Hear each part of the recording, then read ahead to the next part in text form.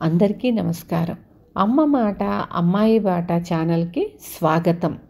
కథ చెప్పుకుందామా? రాజు చేసిన తప్పు. రాజసేనుడనే రాజుకు ఒక కుమార్తె ఉండేది. ఆమె నలుపు రంగు కలిగి అందవికారంగా ఉండేది. అందుచేత చాలా కాలం ఆమెకు వివాహం కుదరలేదు. రాను రాను తన కూతురి పెళ్లి గురించి రాజుకు బెంగ ఎక్కువయింది. చిట్ట చివరకు రాజు ఒకనాడు తన మంత్రి అయిన రాహులుణ్ణి పిలిచి, ఒక్క వారంలోగా నా కుమార్తెకు సంబంధం నిశ్చయం కావాలి, ఈ పని నువ్వే చెయ్యాలి. ఒక వారంలోగా గుణవంతుడైన ఒక యువకుణ్ణి నాకు అల్లుడిగా కుదర్చకపోయావో నిండు సభలో నీ తల తేయించేస్తాను, ఇక వెళ్ళు అన్నాడు. మంత్రి రాహులుడు అహోరాత్రాలు రాజుగారి అల్లుడి కోసం అన్వేషించాడు. కానీ లాభం లేకపోయింది.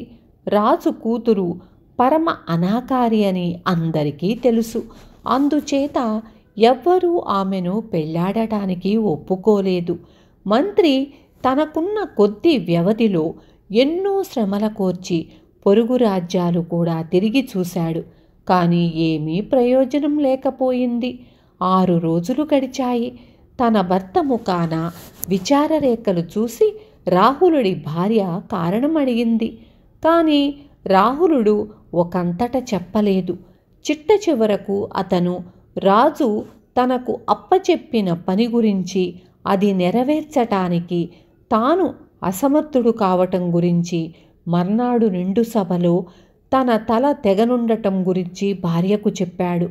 రాహులుడి భార్య, మీరేమీ భయపడకండి, దీనికి ఏదైనా ఉపాయం ఆలోచించుదాం అన్నది. ఆ మాటలతో ధైర్యం వచ్చి రాహులుడు ఆ రాత్రి నిశ్చింతగా భోజనం చేసి కూర్చున్నాడు. అయితే రాహులుడికి అతని భార్య ఏ ఉపాయమూ చెప్పలేదు. మర్నాడు రాజభటులు వచ్చి రాజు తీసుకురమ్మన్నట్లు చెప్పి రాహులుణ్ణి రాజసభకు తీసుకుపోయారు. రాజు నిండు సభలో మంత్రిని, రాజకుమార్తెకు సంబంధం చూశావా అని అడిగాడు.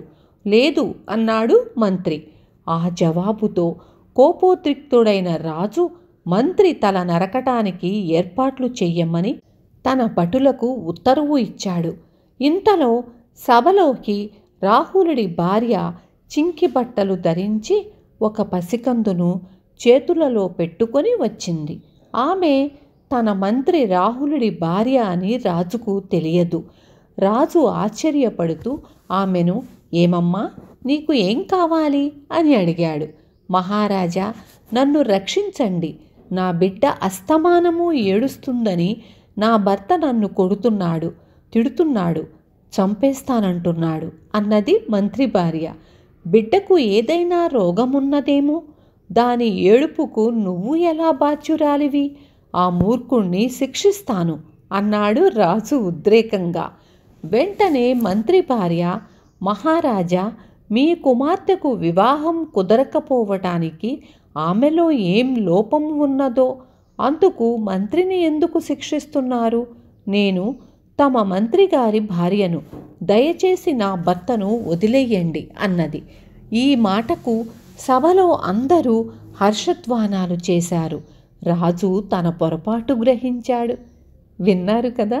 రేపు మళ్ళీ ఇంకొక మంచి కథతో మీ ముందుకొస్తాను. కానీ లైక్ చేసి షేర్ చేయండి, సబ్స్క్రైబ్ చేసుకోండి. ఉంటాను. Thank you.